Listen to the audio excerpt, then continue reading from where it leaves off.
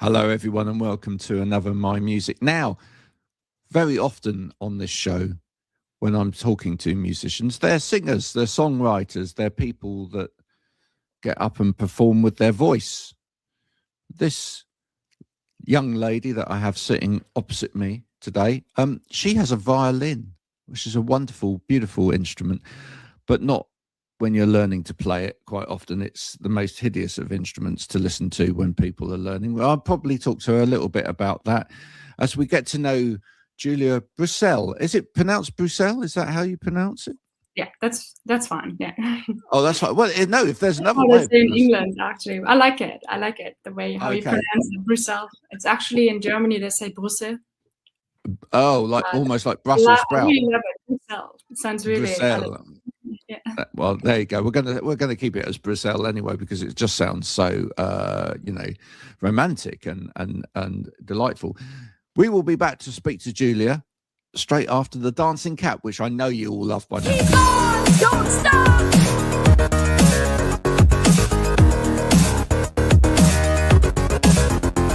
Keep on, don't stop.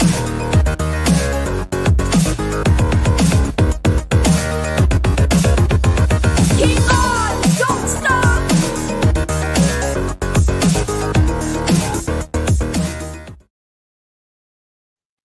Julia, thanks for joining me. And Julia, you're now London based, is that right? That's right, yeah. Yeah. What made you make the move to London? Different things, actually. I think first thing is that I was living my entire life in Germany. So I grew up in Cologne. I went to kindergarten, I went to school, I went to college in Cologne. And then since pandemic, I moved to Berlin because that was my opportunity actually to do. Because it was the first time where I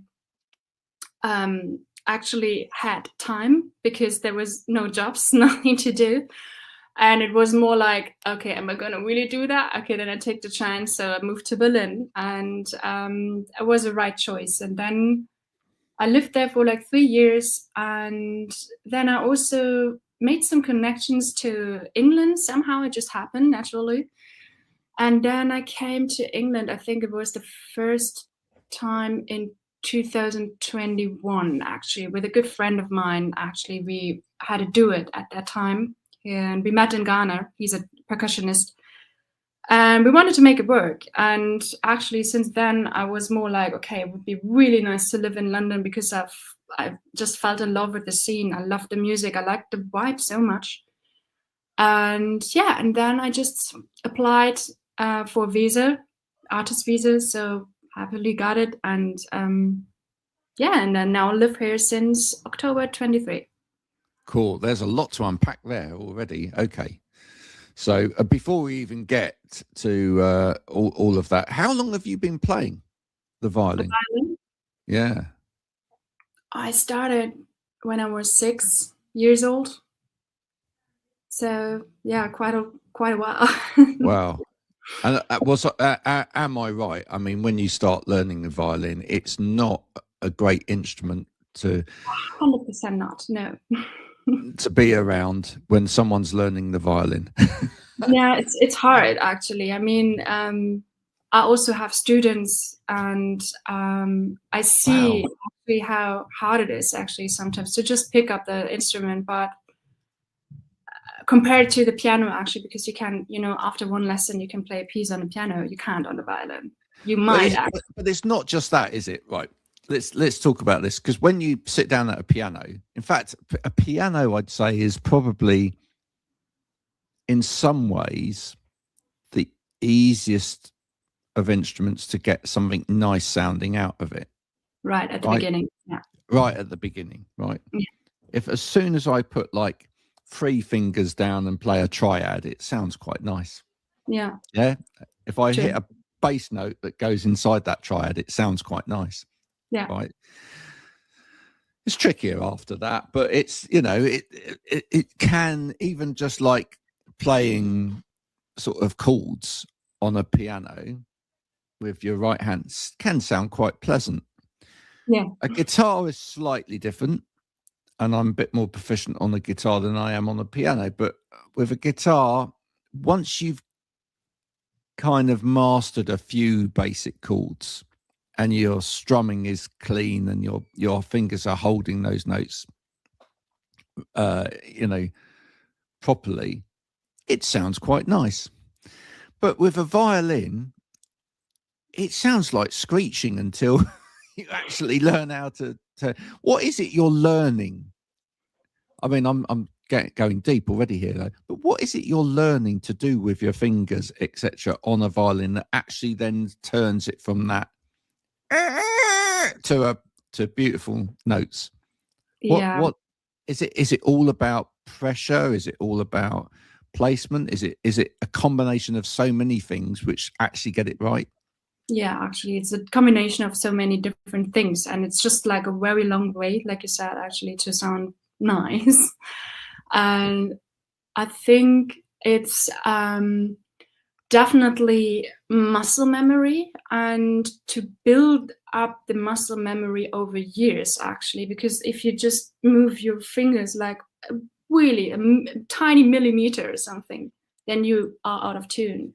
And also you don't have like frets, for example, that you really need to know where to put your fingers, and also with the bow pressure that it gets relaxed over time, because a lot of students, beginners, actually they really are stiff at the beginning, and with time they get more and more relaxed and flexible. And this is something, it's like compared to for example, starting yoga. I mean, everyone can maybe do the yoga basics, but after 5 years, you reach a level where you could not even think about how that can just flow naturally when you were starting it.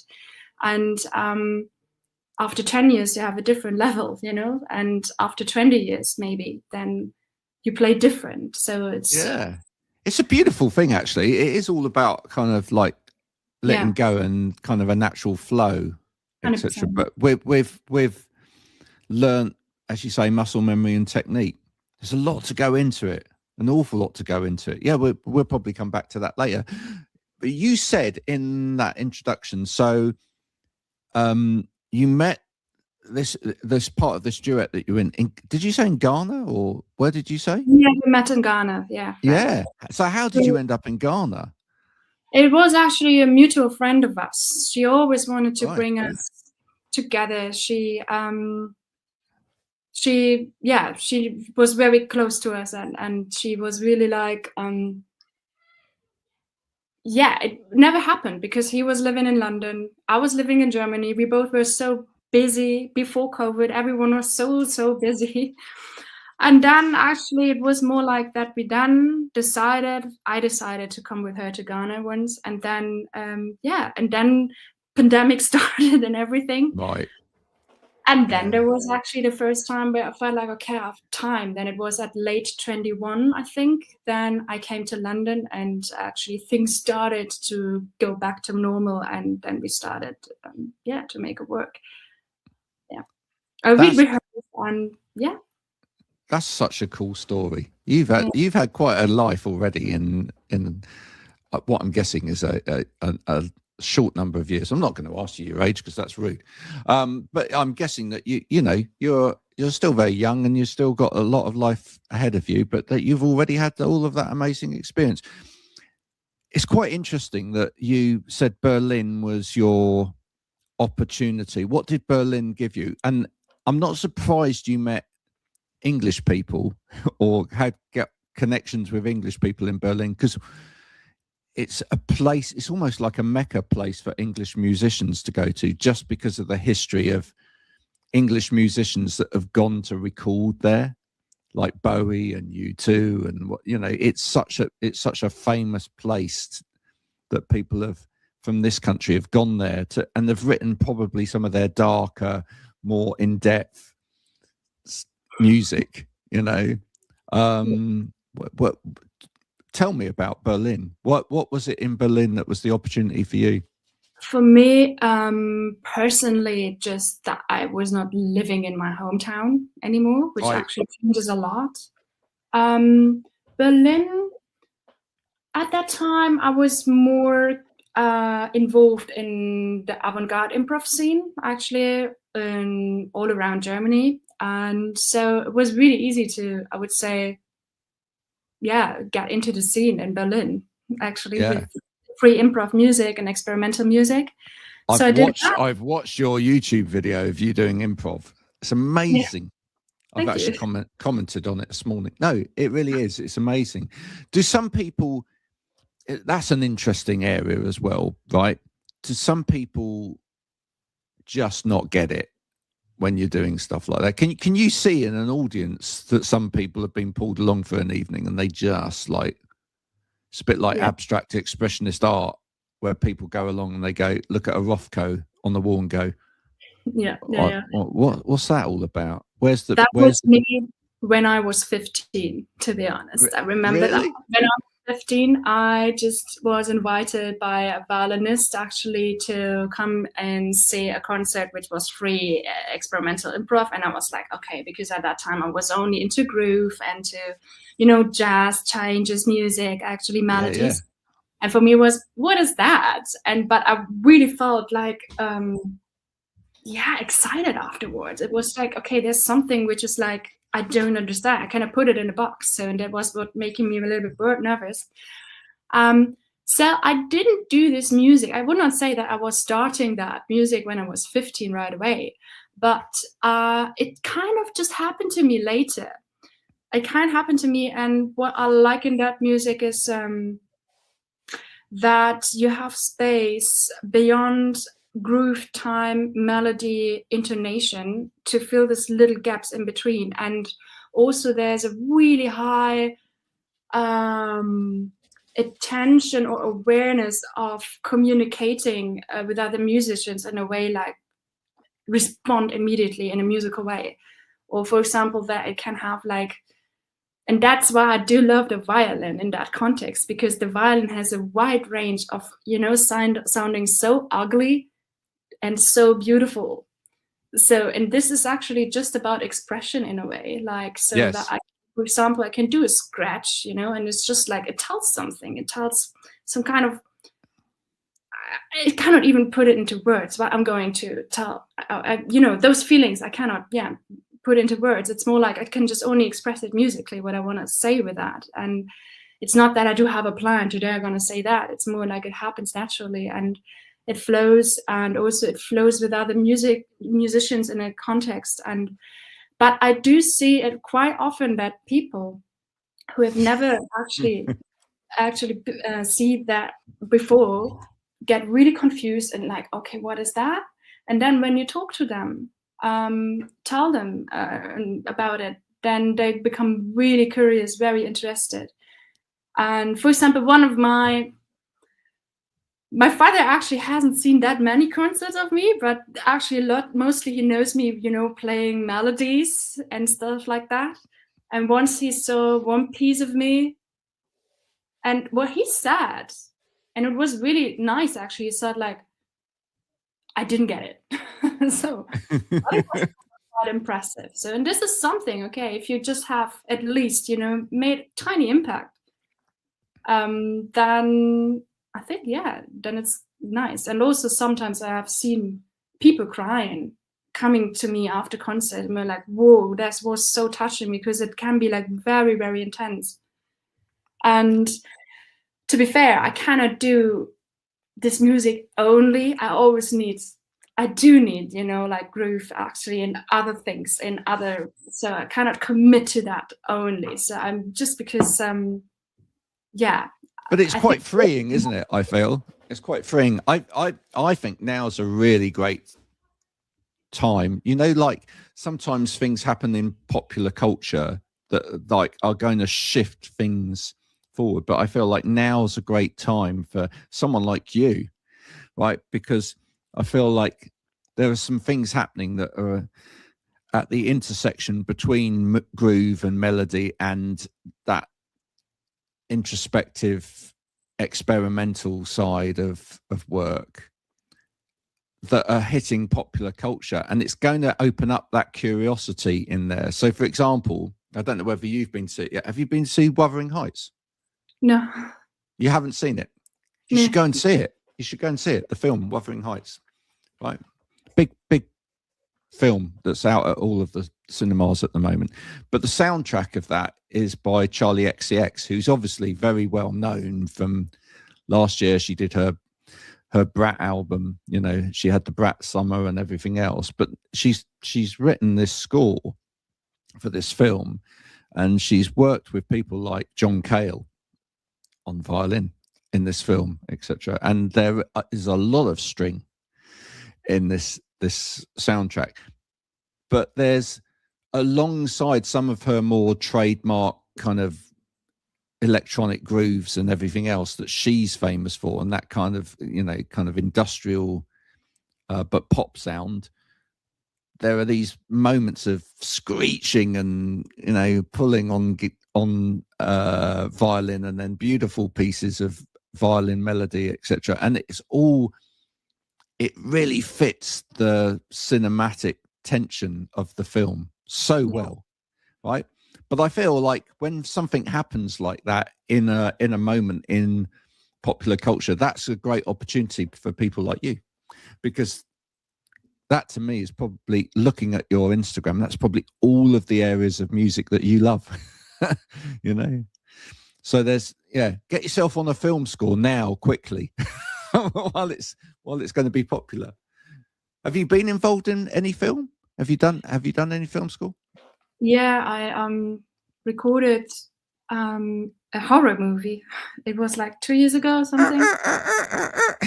Yeah, I mean, it was like written, but it was also half improvised. Oh, right. That's what I asked for, and I think it was an American-German production, I think, and this film was also played at Cannes, I guess.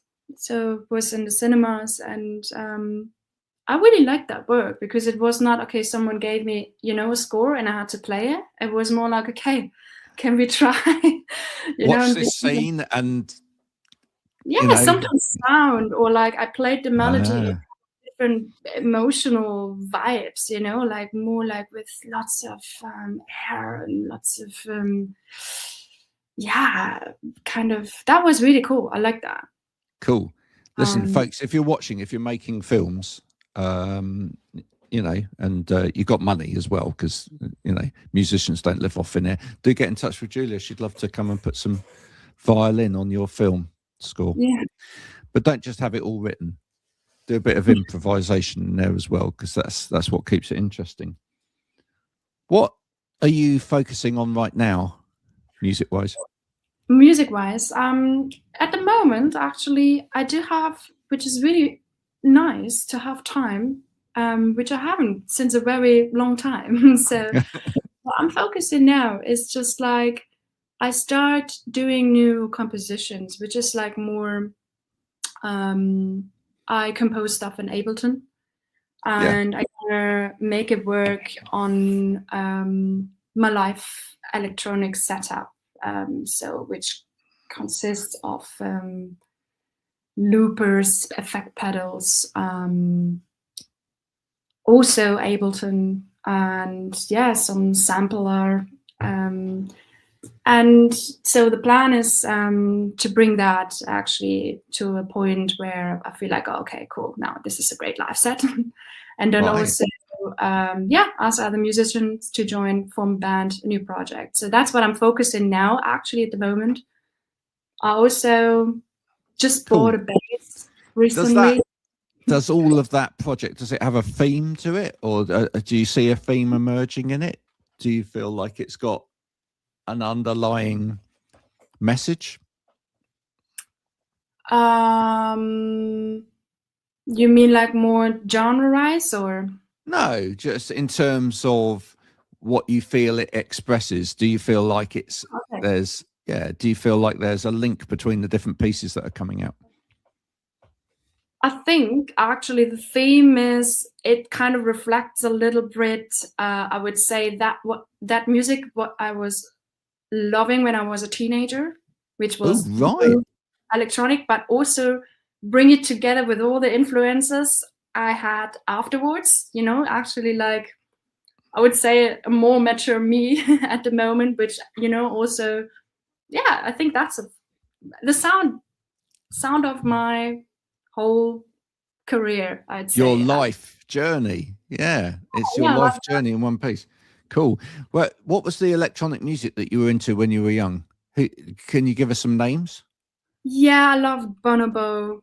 I did Oh, Otekra. I mean, like, also I loved minimal music. I do like different things, actually. I mean, of course, I went to drum and bass parties at the time, dubstep parties. I wouldn't listen to it anymore that much, but for me, I cannot feel it that much, drum and bass and dubstep anymore, even though I do like it. But it's about some music is very much about a time, though, isn't it? There's some music that I think stays with you forever, throughout your whole life, and you'll just keep coming back to it. However much sort of circumstances and environment around you change, you'll just always go, oh, there's my sort of cozy comfort blanket music that I just always want to go to from time to time, because I just, there's something about it that I can just always extrapolate something else emotionally. But there's other things that just sit in the moment. I understand that drum and bass. I do listen to it occasionally. I started listening to some sort of more UK modern UK drum and bass scene music last year for a little bit, but I do think it quite often sits in a time, and I can kind of remember like doing stuff with Goldie and Ronnie Size and people like that at that kind of time, coming out of like the Bristol scene of music and whatever. There was a time when it was just felt like perfect for the time. Yeah, and sometimes, occasionally it's nice to just hear a little bit of it again and go, oh yeah, I remember. But it's not necessarily something you'd definitely come back to. Yeah, could be maybe in 10 years. Could be. Maybe. Oh, that's true. That's true. Yeah. Sometimes we just have to give it the time for that to come back around. That's cool. If you could get one musician, if you put this together as a live set, and you could get one musician on the planet to come and like do a little bit with you on stage, who would you do? Who would you pick? I'll give you the world. It's very difficult. Probably someone I know already. Would it be? Yeah. Because it depends. Although it could be quite fun if you did it like as a support opening thing for Bonobo. That could be quite fun, couldn't it? That would be amazing. 100%. Yeah. I mean, that would be amazing doing an opening for Bonobo. Also, maybe Laurie Anderson. They had, that was more than one name. That makes sense. I know, that makes absolute sense. Cool. Imagine that. That could be a fun night, couldn't it? Maybe even if it just happens once, I think you have to try and make those things happen. Sometimes you just need to reach out and you just need to say, oh, look, I've done this. I'd be really inspired if you came along and just took part in this. Have a listen to it. If you feel like you could come along for one evening and take part, see what you think. Do you know what? When people ask, sometimes people say yes. It's great, Yeah. What's the bit of music you haven't written yet? I've asked this several times from several people, and it's always an interesting answer. So I'll use this as the last question today. What's the bit of music you haven't written yet that you wish you had?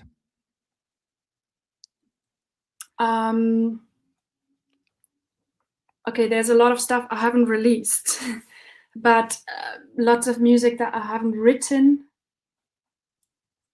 I think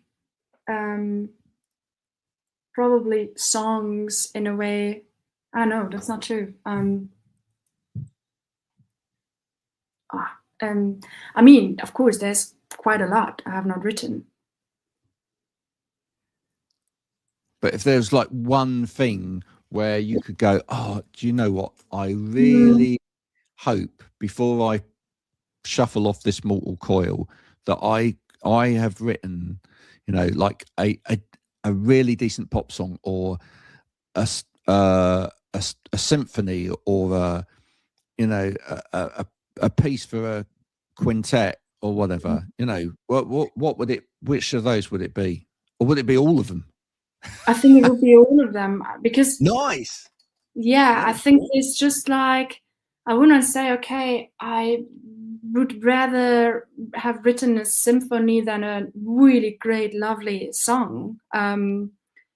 It's more like for me, I really want to finish all the ideas that I have in my head, which would never happen, but at least release as much as possible, not being too judgmental with myself. That actually, so for me, it's more about not okay the ideas. It's more about okay, finish that and release it. I love that. I wish for you that you get the opportunity to do that. Okay, thanks. I'm wishing that for you now. I wish that you get the opportunity and the right people come along and the right opportunities come along to enable you to put together those pieces so that 70 years from now you can look back and you can go, wow, what a body of work, what a fantastic body of work you've put together. That would be brilliant, wouldn't it? Yeah, I think that's what every musician really kind of longs for, is to kind of leave this world feeling like they've left their mark on this world in some way musically, that there's going to be something there that people will keep coming back to and go, well, what a tremendous piece of work. I wish that for you. I really do. Listen, it's been an absolute pleasure talking to you today. Thank you so much. And so which part of London are you in? Which one? Sort of, which part of London are you in? Yeah. Hackney area. If anyone's watching and they're in the Hackney area and you would like your kid to start learning violin, maybe get in touch with Julia. Okay. Thanks. She'd love to teach your child violin if they're not naughty and if they have got patience and you've got money. Those are the 3 stipulations. Then she'd be more than happy to take that challenge on for you. Julia, thank you so much. Thank you for coming on. Thanks for sharing a little bit of your life and your life in music as well. This has been My Music. My music is actually your music, is everybody's music. That's the whole purpose of it. You take that title of this podcast and you make it your own. Okay. And that's the way it works. So everybody that's listening, Julia, you sat at the back there, and the person that's trapped on the M25 at the moment going nowhere, whatever music means to you in your life, just expand it a little bit. Listen to some new sounds, open up and listen to some artists that you've never listened to before, interact with them, buy them a drink when you see them in the street. But let's say hello first, because otherwise it just seems a little bit weird. And if you see them at the supermarket, buy their groceries for them as well, because there's not a lot of money in music, and we need to keep the world turning, don't we? Until next time, though, from Julia and myself, thanks for listening. Bye for now.